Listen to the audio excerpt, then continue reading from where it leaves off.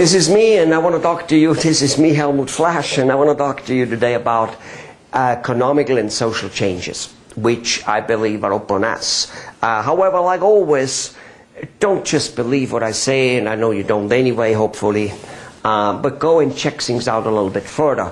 Go to the websites we suggest you, and go to other websites which we don't suggest. Go out there and start looking rather than listening, because we're currently working on thin ice. Now, that is not a gloom-doom type of video, and I've been accused of being a gloom-doom guy. I'm not.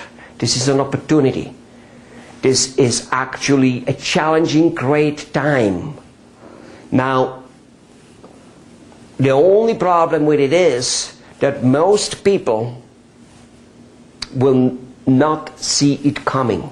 And they will say, what happened? And they will more or less die in it.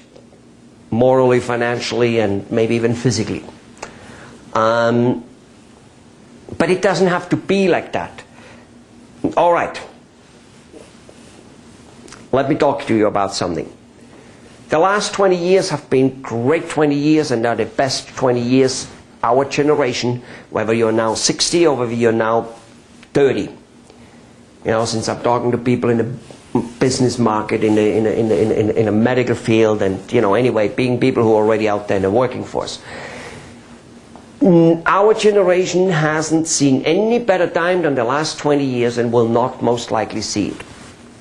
House prices went up like crazy, and the banks gave money, loaned money on it like an ATM, like there was no tomorrow. Thus, people could purchase. People gave, banks even gave enormous amount of credit away, or unsecured, and people could buy with it whatever they wanted. Money was not an option, and yet almost all small business owners, and since I'm mainly dealing with dentists, doctors, podiatrists, and optometrists, dermatologists, and all those type of people, although most of those doctors have not made it above that they kind of can say, I can now retire. 15 years of great money making, I can now retire. In fact, most doctors I know, after just 2 years of difficulties, are almost going broke, or at least are suffering, have to prolong their working time. So, ladies and gentlemen, if the last 20 years haven't done for you what I just said, put you in a safe haven, the next 20 years will be a bitch. However, only because change is happening, only because things will be drastically different, doesn't mean they have to be drastically bad. It just means there's a different wealth cycle going on. There's a tremendous amount of money transfer going on. And if you know where the money transfers, or if you just know that it does transfer, you can catch a lot of it. Ladies and gentlemen, whenever I engage in something which is basically turns out to be difficult, and maybe some government regulation makes it more difficult, or some, whatever it is, makes it more difficult, on an average, and I should all the time, I go, yeah, because I know 80% of my competition just dies away now. After all, it's not about how smart you are, it's not about what you know, even though that plays a role, but it's can you keep going in a direction, for which you of course need to love what you do, otherwise it ain't gonna happen. Now, ladies and gentlemen, let me talk about the economic change.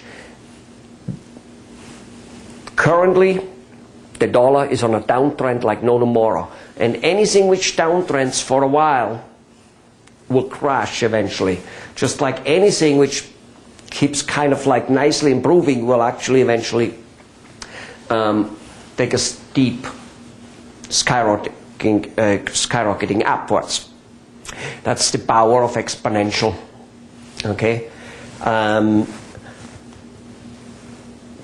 penny doubled every day. A penny doubled every day by day 20 or 25, give or take. You have only a few $1,000s in it. Very little. Just the graph goes very, very, very little up.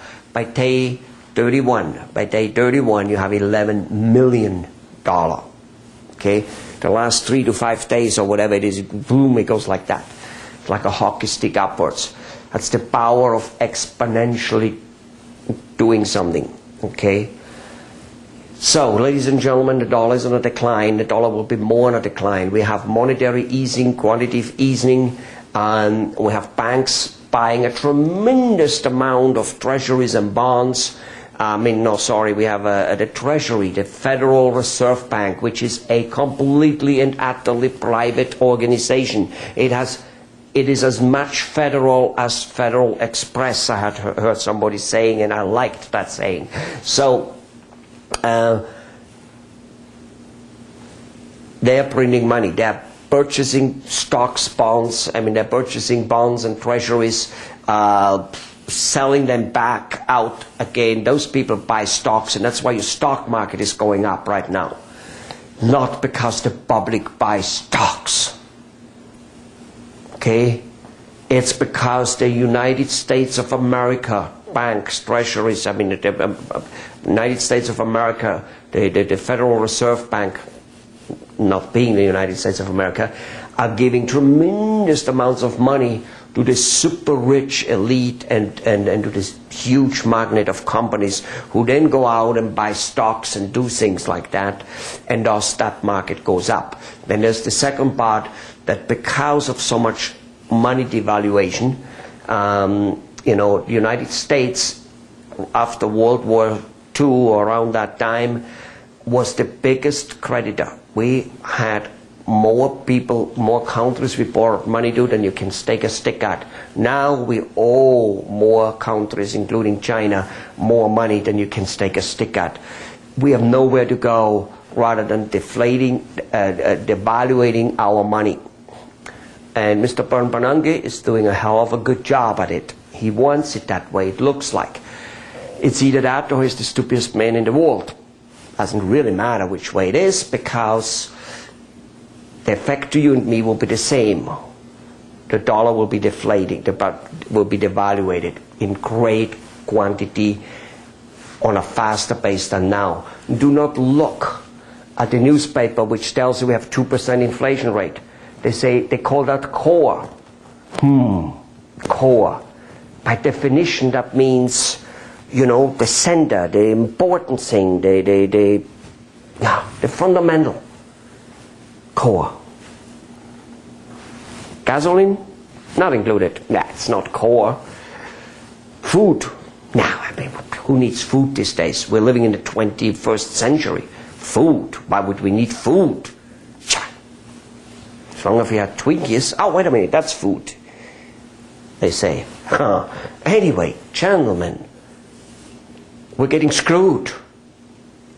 And if you do not realize it, you're going to be hit with a tidal wave.